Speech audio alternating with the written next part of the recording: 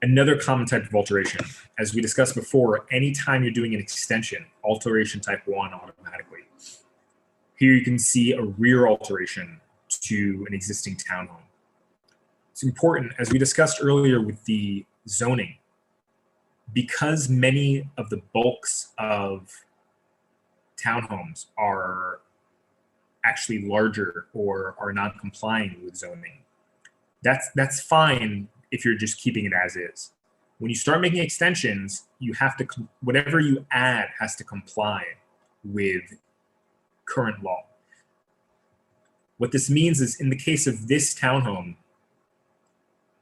the depth of the townhome allowed a reasonably large extension. It's about 10, 12 feet of extension.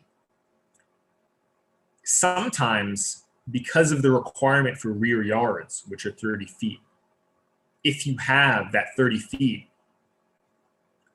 and your townhouse is, say, the rear wall is 35 feet from the back, it means you can only extend 5 feet.